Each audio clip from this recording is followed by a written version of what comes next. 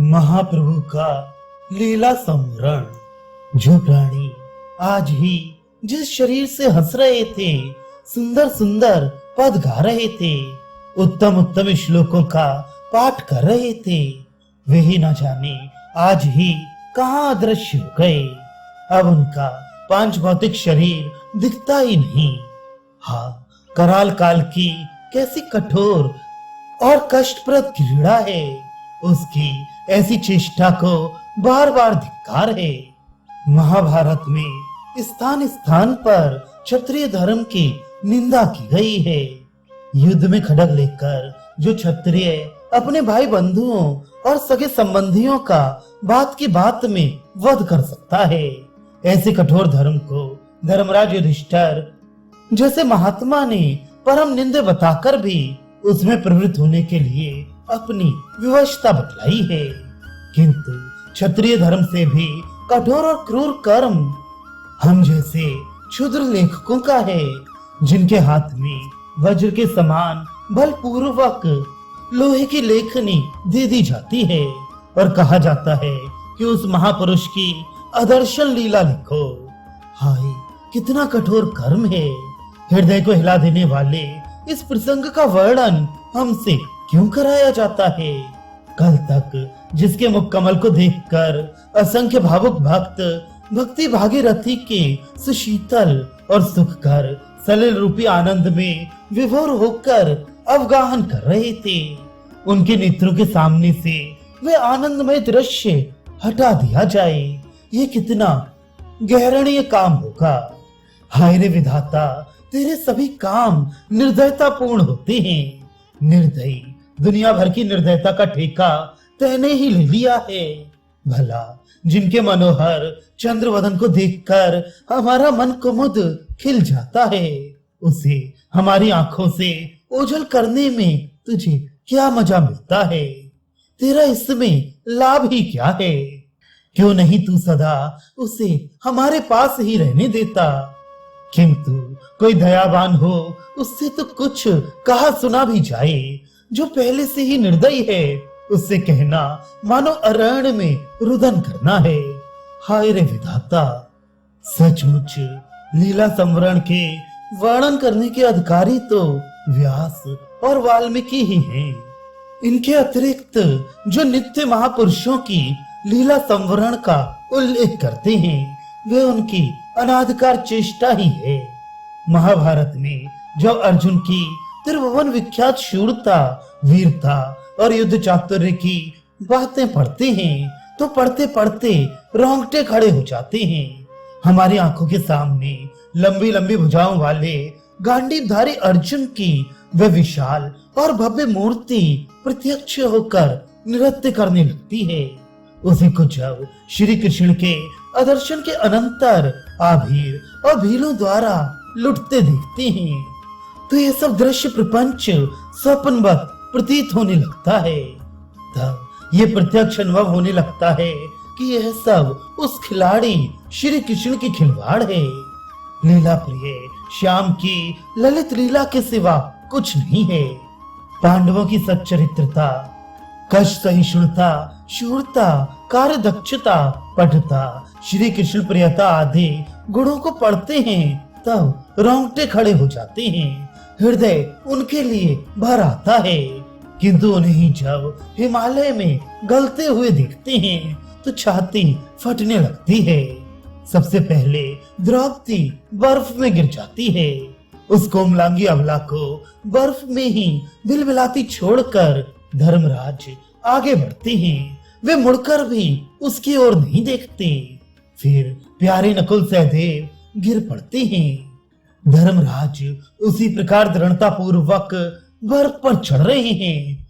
हाय, गजब हुआ। जिस भीम के पराक्रम से ये सप्तद्वीपा वसुमती प्राप्त हुई थी, वह भी बर्फ में पैर फिसलने से गिर पड़ा और तड़फने लगा। किंतु युधिष्ठिर किसकी सुनते हैं, वे आगे बढ़े ही जा रहे हैं। अब वह हृदय विदारक दृश्य आया, जिसके सामने मनुष्य तो क्या, स्वर्ग के देवता थर थर कांपते थे। वह गांडीव धनुषधारी अर्जुन मूर्छित होकर गिर पड़ा। और हाथ हाथ कहकर चीत्कार मारने लगा, किंतु धर्मराज ने मुड़कर भी उनकी ओर नहीं देखा। सचमुच स्वर्गारोहण पर्व को पढ़ते पढ़ते रोंगटे खड़े हो जाते हैं। कैसा भी वज्र हृदय क्यों ना हो, बिना रोए ना रहेगा। जब मुझ जैसे कठोर हृदय वाले की आंखों से भी अश्रु बिंदु निकल पड़े, तब फिर सहृदय आप लोगों की तो बात ही क्या है। इसी प्रकार जब वाल्मीकि रामायण में श्री राम की सुकुमारता, ब्राह्मण प्रियता, गुरु भक्ति, शूरता और प्रतिभक्ति की बातें पढ़ते हैं तो हृदय भर आता है। सीता जी के प्रति उनका कैसा प्रगाढ़ प्रेम था। हाय, जिस समय कामांध रावण जनक नंदिनी को चुरा ले गया, तब उन मर्यादा पुरुषोत्तम की भी मर्यादा टूट गई।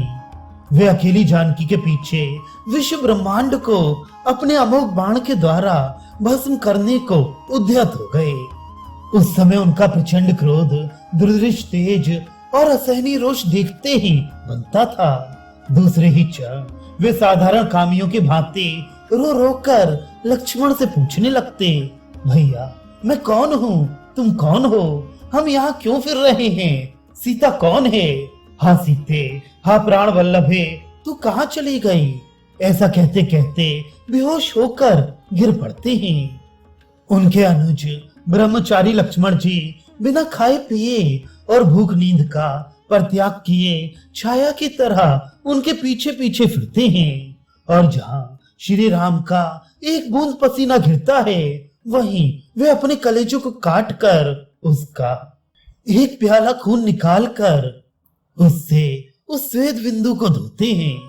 उन्हीं लक्ष्मण का जब श्री रामचंद्र जी ने छद्म वेशधारी यमराज के कहने से परित्याग कर दिया और वे श्री राम के प्यारे भाई सुमित्रा नंदन महाराज दशरथ के प्रिय पुत्र सरयू नदी में निमग्न कर अपने प्राणों को खोते हैं, तो हृदय फटने लगता है।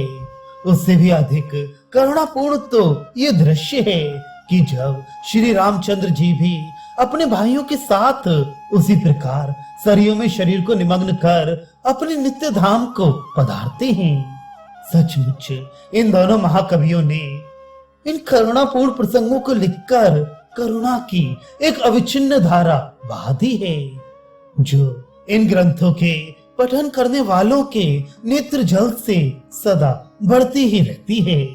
महाभारत और रामायण के यही दो स्थल मुझे अत्यंत प्रिय हैं। इन्हीं हृदय विदारक प्रकरणों को जब पढ़ता हूँ तभी कुछ ये वज्र हृदय पसीजता है और श्री राम कृष्ण की लीलाओं की कुछ कुछ झलक सी दिखाई देने लगती है। ये हम जैसे नीरस हृदय वालों के लिए है, जो भगवत कृपा पात्र हैं, जिनके हृदय कोमल हैं, जो सरस हैं, भावुक हैं, प्रेमी हैं और श्री राम कृष्ण के अनन्य उपासक हैं। उन सबके लिए तो ये प्रकरण अत्यंत ही असह्य है। उनके मत में तो श्री राम कृष्ण का कभी अदर्शन हुआ ही नहीं। वे नित्य हैं, शाश्वत हैं, आत्मा से नहीं वे शरीर से भी अभी जो के त्यों ही विराजमान हैं। इसीलिए श्रीमद् वाल्मीकि के पारायण में उत्तरकांड छोड़ दिया जाता है। वैष्णव गण राजगद्दी होने पर ही रामायण की समाप्ति समझते हैं और वहीं रामायण का नवा समाप्त हो जाता है। गोस्वामी तुलसीदास जी ने तो इस प्रकरण को एकदम छोड़ ही दिया है। भला वे अपनी कोमल और भक्ति भरी लेखनी से सीता माता का परित्याग, उनका पृथ्वी में समा जाना और गुप्तार घाट पर रामानुज लक्ष्मण का अंतर्धान हो जाना, इन हृदय विदारक प्रकरणों को कैसे लिख सकते थे। इसी प्रकार श्री चैतन्य चरित्र लेखकों ने भी श्री चैतन्य की अंतिम आदर्शन लीला का वर्णन नहीं किया है। सभी इस विषय में मौन ही रहे हैं। हाँ, चैतन्य मंगलकार ने कुछ थोड़ा सा वर्णन अवश्य किया है, सो आदर्शन की दृष्टि से नहीं। उसमें श्री चैतन्य देव के संबंध की सब करामाती अलौकिक चमत्कार पूर्ण घटनाओं का ही वर्णन किया गया है। इसलिए उनका शरीर साधारण लोगों की भांति शांत नहीं हुआ। इसी दृष्टि से अलौकिक घटना ही समझकर उसका वर्णन किया गया है। नहीं तो सभी वैष्णव इस दुखदायी प्रसंग को सुनना नहीं चाहते। कोमल प्रकृति के वैष्णव भला इसे सुन भी कैसे सकते हैं। इसीलिए एक भौतिक घटनाओं को ही सत्य और इतिहास मानने वाले महान भाव ने लिखा है कि श्री चैतन्य देव के भक्तों की अंधभक्ति ने श्री चैतन्य देव की मृत्यु के संबंध में एकदम पर्दा डाल दिया है। उन भोले भाई को ये पता नहीं कि चैतन्य तो नित्य है, भला चैतन्य की भी कभी मृत्यु हो सकती है। जिस प्रकार अग्नि कभी बुझती नहीं, उसी प्रकार चैतन्य भी कभी नहीं मरते। अज्ञानी पुरुष ही इन्हें बुझा और मरा हुआ समझते हैं। अग्नि तो सर्वव्यापक है, विश्व उसी के ऊपर अवलंबित है। संसार में से अग्नि तत्व निकाल दीजिए, उसी क्षण प्रलय हो जाए। शरीर के पेट की अग्नि को शांत कर दीजिए, उसी क्षण शरीर ठंडा हो जाए। सर्वव्यापक अग्नि के ही सहारे यह विश्व खड़ा है। वह हमें इन चरम चक्षुओं से सर्वत्र प्रत्यक्ष नहीं दिखती। दो लकड़ियों को घिसिए, अग्नि प्रत्यक्ष हो जाएगी। इसी प्रकार चैतन्य सर्वत्र व्यापक है। त्याग, वैराग्य और प्रेम का अवलंबन कीजिए। चैतन्य प्रत्यक्ष होकर ऊपर को हाथ उठा उठाकर नृत्य करने लगेंगे। जिसका जीवन अग्निमय हो, जो श्री कृष्ण प्रेम में छटपटाता सा दृष्टिगोचर होता हो, जिसके शरीर में त्याग, वैराग्य और प्रेम ने घर बना लिया हो, जो दूसरों की निंदा और दोष दर्शन से दूर रहता हो, वहां समझ लो कि श्री चैतन्य यहाँ प्रत्यक्ष प्रकट हो गए हैं। यदि सचमुच चैतन्य के दर्शन करने के तुम उत्सुक हो, तो इन्हीं स्थानों में चैतन्य के दर्शन हो सकेंगे। किंतु ये सब बातें तो ज्ञान की हैं। भक्त को इतना अवकाश कहाँ कि वह इन ज्ञान गाथाओं को श्रवण करे। वह तो श्री चैतन्य चरित्र ही सुनना चाहता है। उसमें इतना पुरुषार्थ कहाँ। उसका पुरुषार्थ तो इतना ही है कि वह भक्त रूप में या भगवान रूप में श्री कृष्ण ने जो जो लीलाएं की हैं, उन्हीं को बार बार सुनना चाहता है। उसकी इच्छा नहीं कि सभी लीलाओं को सुन ले। श्री कृष्ण की सभी लीलाओं का पार तो वे स्वयं ही नहीं जानते, फिर दूसरा कोई तो जान ही क्या सकता है। भक्त तो चाहता है चाहे कूप से ला दो या घड़े से, हमारी तो एक लोटे की प्यास है। नदी से लाओगे तो भी एक ही लोटा पियेंगे, और घड़े से होगे तो भी उतना ही पियेंगे। समुद्र से लाओ तो संभव है हमसे पिया भी ना जाए, क्योंकि उसका पान तो कोई अगस्त जैसे महापुरुष ही कर सकते हैं। इसलिए भावुक भक्त सदा श्री कृष्ण और उनके दूसरे स्वरूप श्री कृष्ण भक्तों की ही लीलाओं का श्रवण करते रहते हैं। उनका कोमल हृदय इन अप्रकट और आदर्श लीलाओं को श्रवण नहीं कर सकता, क्योंकि शीरीष कुसुम के समान, छुई के पत्तों के समान उनका शीघ्र ही द्रवित हो जाने वाला हृदय होता है। ये बात भी परम भावुक भक्तों की है, किंतु हम जैसे वज्र के समान हृदय रखने वाले पुरुष क्या करें। भक्त का तो लक्षण ही ये है कि भगवत नाम के श्रवण मात्र से ही चंद्रकांत मणि के समान उसके दोनों नेत्र बहने लगे। आंसू ही भक्त का आभूषण है। आंसू में ही श्री कृष्ण छिपे रहते हैं। जिस आंख में आंसू नहीं, वहां श्री कृष्ण नहीं। तब हम कैसे करें? हमारी आंखों में तो आंसू आते ही नहीं। हाँ, ऐसे ऐसे हृदय विदारक प्रकरणों को कभी पढ़ते हैं तो दो चार बूंदें आपसे आप ही निकल पड़ती हैं। इसलिए भक्तों को कष्ट देने के निमित्त नहीं, अपनी आंखों को पवित्र करने के निमित्त, अपने वज्र के समान हृदय को पिघलाने के निमित्त हम यहाँ अति संक्षेप में श्री चैतन्य देव के आदर्शन का यत् किंचित वृतांत वर्णन करेंगे। 24 वर्ष नवद्वीप में रहकर गृहस्थाश्रम में और 24 वर्ष संन्यास लेकर पूरे आदि तीर्थों में प्रभु ने बताई।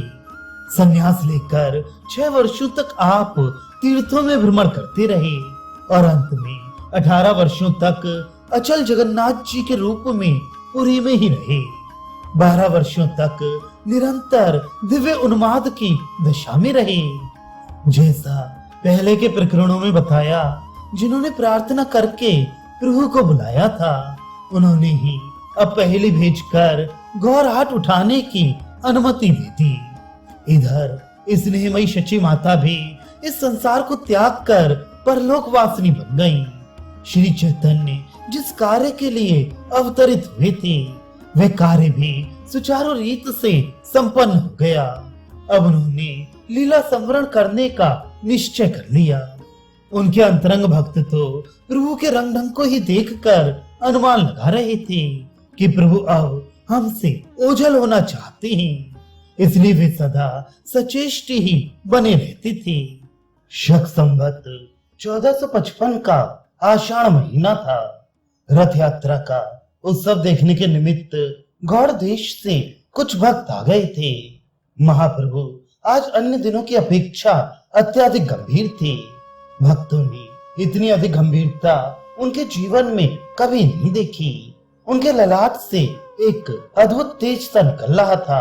अत्यंत दत्तचित्त होकर प्रभु रूप गोस्वामी के मुख से श्री कृष्ण कथा श्रवण कर रहे थे। सहसा वे वैसे ही जल्दी से उठकर खड़े हो गए और जल्दी से अकेले ही श्री जगन्नाथ जी के मंदिर की ओर दौड़ने लगे। भक्तों को परम आश्चर्य हुआ। महाप्रभु इस प्रकार अकेले मंदिर की ओर कभी नहीं जाते थे, इसलिए भक्त भी पीछे पीछे प्रभु के पाद पद्मों का अनुसरण करते हुए दौड़ने लगे। आज महाप्रभु अपने नित्य के नियमित स्थान पर गरुड़ स्तंभ के समीप नहीं रुके। वे सीधे मंदिर के दरवाजे के समीप चले गए। सभी परम विस्मित से हो गए। महाप्रभु एक बार द्वार पर से ही उलझकर श्री जगन्नाथ जी की ओर देखा और फिर जल्दी से आप मंदिर में घुस गए। महान आश्चर्य, अघटित घटना, ऐसा पहले कभी भी नहीं हुआ था। मंदिर के सभी कपाट अपने आप ही बंद हो गए। महाप्रभु अकेले ही मंदिर के भीतर थे। सभी भक्तगण चुपचाप दरवाजे पर खड़े इस अलौकिक दृश्य को उत्सुकता के साथ देख रहे थे। गुंचा भवन में एक पूजा करने वाले भाग्यवान पुजारी प्रभु की इस अंतिम लीला को प्रत्यक्ष देख रहे थे। उन्होंने देखा महाप्रभु जगन्नाथ जी के सम्मुख हाथ जोड़े खड़े हैं और गदगद कंठ से प्रार्थना कर रहे हैं। हे दीन वत्सल प्रभु, हे दयामय देव, हे जगत पिता जगन्नाथ देव, सत्य, त्रेता, द्वापर और कली, इन 4 युगों में कलयुग का एकमात्र धर्म श्री कृष्ण संकीर्तन ही है। हे नाथ, आप सब जीवों पर ऐसी दया कीजिए कि वे निरंतर आपके सुमधुर नामों का सदा कीर्तन करते रहें। प्रभु, अब घोर कलयुग आ गया है। इसमें जीवों को आपके चरणों के सिवा दूसरा कोई आश्रय नहीं। इन अनाश्रित जीवों पर कृपा करके अपने चरण कमलों का आश्रय प्रदान कीजिए। बस इतना कहते कहते प्रभु ने श्री जगन्नाथ जी के श्री विग्रह को आलिंगन किया और उसी क्षण आप उसमें लीन हो गए। पुजारी जल्दी से कहता हुआ, प्रभु ये आप क्या कर रहे हैं? दयालु, ये आपकी कैसी लीला है? जल्दी से प्रभु को पकड़ने के लिए दौड़ा, किंतु प्रभु अब वहां कहाँ? वे तो अपने असली स्वरूप में प्रतिष्ठित हो गए। पुजारी मूर्छित होकर गिर पड़ा और हा देव, हे प्रभु, हे दयालु कहकर जोर से चीत्कार करने लगा। द्वार पर खड़े हुए भक्तों ने पुजारी का करुण क्रंदन सुनकर जल्दी से किवाड़ खोलने को कहा, किंतु पुजारी को होश कहाँ। जैसे तैसे बहुत कहने सुनने पर पुजारी ने किवाड़ खोले। भक्तों ने मंदिर में प्रवेश किया और प्रभु को वहां न देखकर अधीर होकर वे पूछने लगे, प्रभु कहाँ हैं? पुजारी ने लड़खड़ाती हुई वाणी में रुक रुक कर सभी कहानी कह सुनाई। सुनते ही भक्तों की जो दशा हुई, उसका वर्णन ये काले मुख की लेखनी भला कैसे कर सकती है। भक्त पछाड़ खा खा कर गिरने लगे कोई दीवार से सिर रगड़ने लगा, कोई पत्थर से माथा फोड़ने लगा, कोई रोते रोते धूल में लौटने लगा। रूप गोस्वामी तो प्रभु के बाहरी प्राण ही थे। वे प्रभु के वियोग को कैसे सह सकते थे। वे चुपचाप स्तंभित भाव से खड़े रहे। उनके पैर लड़खड़ाने लगे। भक्तों ने देखा उनके मुंह से कुछ धुआं सा निकल रहा है। उसी समय फट से एक आवाज हुई। रूप गोस्वामी का हृदय फट गया और उन्होंने भी उसी समय प्रभु के ही पथ का अनुसरण किया। भक्तों को जगन्नाथपुरी अब उजड़ी हुई नगरी सी मालूम हुई। कितनों ने तो उसी समय समुद्र में कूदकर प्राण गंवा दिए। किसी ने कुछ किया और बहुत से पुरी को छोड़कर विभिन्न स्थानों में चले गए। पुरी से अब गौरहाट उठ गई। बकरेश्वर पंडित ने फिर उसे जमाने की चेष्टा की, किंतु उसका उल्लेख करना विषयांतर हो जाएगा। किसी के जमाने से हाट थोड़ी ही चलती है। लाखों मठ हैं और उनके लाखों ही पैर पुजाने वाले महंत हैं। उनमें वह चैतन्यता कहाँ। सांप तो निकल गया, पीछे से लकीर को पीटते रहो, इससे क्या। इस प्रकार 48 वर्षों तक इस धराधाम पर प्रेम रूपी अमृत की वर्षा करने के पश्चात महाप्रभु अपने सत्स्वरूप में जाकर अवस्थित हो गए। बोलो प्रेमावतार श्री चैतन्य देव की जय। बोलो उनके सभी प्रिय पार्षदों की जय। बोलो भगवत नाम प्रचारक श्री गौरचंद्र की जय। जिनके नाम का सुमधुर सिर कीर्तन सब पापों को नाश करने वाला है और जिनको प्रणाम करना सकल दुखों का नाश करने वाला है। उन सर्वोत्तम श्री हरि के पाद पद्मों में मैं प्रणाम करता हूँ।